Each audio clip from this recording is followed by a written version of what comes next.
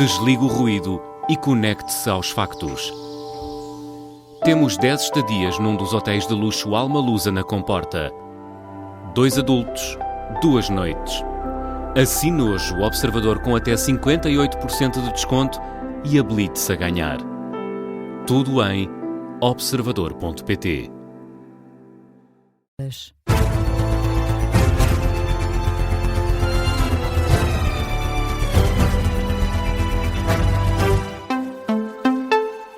Boa noite, eu sou o Miguel Pina Andrade, são 3 da manhã, hora de atualizar toda a informação na Rádio Observador. Começamos com a atualidade internacional. A reabertura do Estreito de Hormuz é condicional, é o que indica o Ministério da Defesa iraniano. Citado pela agência Fars, o porta-voz do Ministério afirma que o Estreito está aberto apenas sob as condições de cessar-fogo. Segundo a agência iraniana, o brigadeiro-general Reza Talaynik afirma que os navios militares e os associados a forças hostis não têm o direito de passar pelo Estreito de Hormuz. O porta-voz diz ainda que a situação atual no Estreito é temporária e que a via navegável pode ser novamente encerrada se a situação no Líbano se alterar.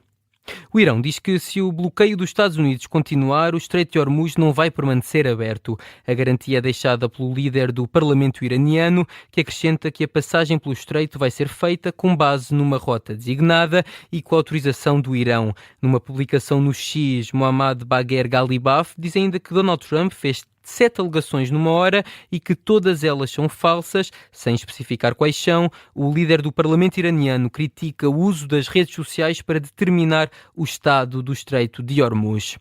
O Reino Unido vai fazer uma contribuição militar abrangente para uma missão internacional destinada a proteger a navegação no Estreito de Hormuz. A informação é avançada pelo embaixador britânico nos Estados Unidos. O compromisso, assumido por Christian Turner, surge no cenário de preocupações quanto ao estado das Forças Armadas Britânicas e de alertas sobre o subfinanciamento.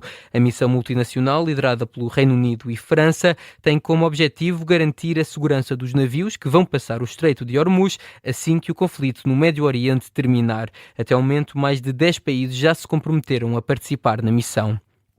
Os Estados Unidos e Irão vão reunir-se na próxima segunda-feira para mais uma ronda de negociações. Vai ter lugar em Islamabad, a capital do Paquistão. A informação é avançada pela CNN, que cita responsáveis iranianos envolvidos no processo. Ainda na sexta-feira, Donald Trump mostrou-se otimista quanto às negociações em curso. Diz que estão a acontecer muitas coisas boas e isso inclui também o Líbano, é o que diz o presidente norte-americano. Questionado sobre as declarações de responsáveis iranianos que continuam a existir diferenças significativas, Trump minimiza as divergências. Os dois países estão, entretanto, a preparar um memorando de 3 páginas para alcançar a paz em 60 dias. O documento redigido entre Estados Unidos e Irão pode servir de base para um acordo de paz mais duradouro. É o que confirmam 3 altos responsáveis iranianos com conhecimento direto das negociações ao The New York Times. De acordo com essas fontes, o memorando estabelece um enquadramento geral para o processo negocial, incluindo esse prazo de 60 dias para a chegada a um acordo final. Os mesmos responsáveis sublinham que existe otimismo quanto à possibilidade de o documento ser assinado quando as delegações voltarem a reunir-se no Paquistão. Do Médio Oriente passamos para a atualidade política nacional. O primeiro Conselho de Estado convocado por António José Seguro terminou com uma conclusão. Portugal precisa de se preparar melhor para fenómenos extremos como as tempestades que assolaram o país no início do ano. É o que se pode ler na nota final divulgada depois do encontro. O tema da preparação para situações de crise ligadas ao mau tempo esteve no centro da discussão. Vasco Maldonado Correia. Durou mais de 4 horas e acabou já com algumas cadeiras vazias. António José Seguro tinha prometido que a primeira reunião do Conselho de Estado, centrado nos temas da segurança e da defesa, seria focar também na proteção civil e na capacidade de resposta do país ao mau tempo. O comunicado lançado no final do encontro é mais longo do que as notas dos tempos de Marcelo Rebelo de Sousa. Em 6 parágrafos pode ler-se que o Conselho de Estado se reuniu para proceder a uma reflexão sobre matérias relativas à segurança interna, à proteção civil, à cibersegurança, à proteção de infraestruturas críticas e à defesa nacional. Foi sublinhada no encontro a importância de reforçar a preparação do país face a fenómenos atmosféricos severos, a ameaças híbridas e também a riscos emergentes, assim como a importância de assegurar a proteção eficaz de infraestruturas críticas e do regular funcionamento dos serviços essenciais. Para isso, frisam os conselheiros, é necessário promover a articulação entre os principais responsáveis destas áreas para reforçar a capacidade de prevenção, resposta e recuperação em situações situações de crise. No plano internacional e com várias guerras a marcar a atualidade, foi também abordado o enquadramento geopolítico e sublinhada a relevância da cooperação internacional e do cumprimento dos compromissos assumidos por Portugal. Num dia que contou com 5 caras novas no órgão de consulta do Presidente da República, a nota termina com a garantia de que António José Seguro valorizou os contributos apresentados pelos Conselheiros de Estado e de que o Presidente reafirma a importância de garantir a estabilidade, a segurança e a confiança dos cidadãos. Vasco Maldonado Correia, que acompanhou o primeiro Conselho de Estado da presidência de António José Seguro, Miguel Bastos Araújo, que ainda não tomou posse, e António Ramalhianes foram os únicos ausentes neste Conselho de Estado. André Ventura e Miguel Albuquerque abandonaram a reunião mais cedo. A Ministra do Trabalho garante que a proposta do pacote laboral do Governo está fechada. Falta agora a luz verde da UGT, que só decide depois de reunir o Secretariado Nacional. Depois de quase 60 reuniões, as confederações patronais e o Executivo dão o processo negocial por terminado. Agora a decisão está do lado da UGT, Laura Figueiredo. Embora não seja a proposta idealizada pelo Executivo, Maria do Rosário Palma Ramalho diz que a versão atual continua a ser muito boa para as empresas e para os trabalhadores. Se ainda assim, depois de 58 reuniões, a UGT não der o aval, a Ministra já sabe qual a versão que vai seguir para o Parlamento. Será com certeza uma coisa a meio entre o anteprojeto do verão e a versão que chegámos hoje. Porque o Governo, em qualquer caso, não dá este tempo como um tempo infrutífero, mesmo que não haja acordo. Também os patrões dão as negociações por terminadas. Armindo Monteiro, presidente da CIP, diz que agora a bola está do lado da UGT. Este processo, quanto a nós, terminou hoje e esperamos que, naturalmente, também a UGT corresponda a este esforço que fizemos de aceitar os ganhos e as cedências que todos fizemos. Já Francisco Calheiros, presidente da Confederação do Turismo de Portugal, diz que a versão atual do documento é a possível. Se era o que queríamos, não. O que queríamos era o anteprojeto.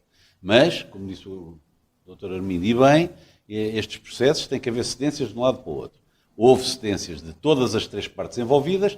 Esta é a aproximação possível. Quanto ao UGT, Mário Mourão garante que ainda não há acordo. Há matérias que ainda não há consensualizadas, portanto, mas o Governo e os patrões entendem que havia que haver já a versão final, isso foi feito. Agora a UGT vai ouvir os seus órgãos na próxima semana, vai marcar uma reunião extraordinária para que o secretariado possa se debruçar sobre a versão final. Quinta-feira é o dia apontado para a reunião do Secretariado Nacional. Só aí a UGT vai revelar se dá ou não luz verde à versão final da reforma laboral. Laura Figueiredo, com o desfecho desta fase negocial da reforma do pacote laboral, a Ministra do Trabalho garante que vai enviar a versão final também para a CGTP. Ao mesmo tempo que decorria esta reunião, milhares de pessoas manifestavam-se em Lisboa contra as mudanças na lei laboral. A manifestação começou no Saldanha e terminou junto à Assembleia da República. No fim, o secretário-geral da CGTP voltou a criticar o governo para dizer que Portugal nunca teve um executivo assim.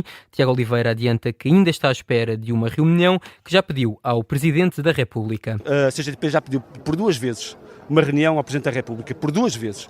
Uma delegação da CGTP já se encontrou com o Presidente da República numa iniciativa da Presidência Aberta, em Leiria, em que questionou o Presidente da República qual era o ponto da situação do nosso pedido de reunião. E aquilo que o Presidente da República disse na altura foi que estaria para breve essa reunião. E ainda hoje estamos à espera.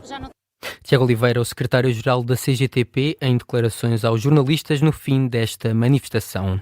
No desporto, morreu o mais antigo atleta olímpico português. Joaquim Granger tinha 95 anos. A notícia foi avançada pelo desportivo A Bola.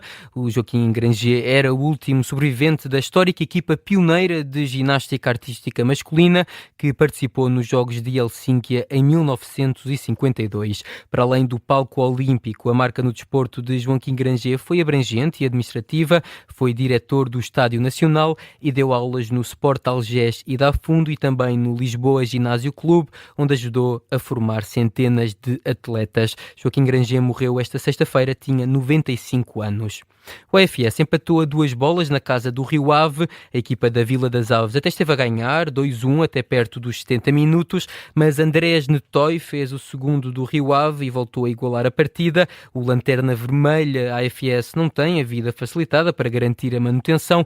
Nos 4 jogos que restam da Liga, vai defrontar ainda Porto e também o segundo classificado Sporting. É o ponto final neste Jornal das 3 da manhã. A informação está de regresso às 3h30. Até já.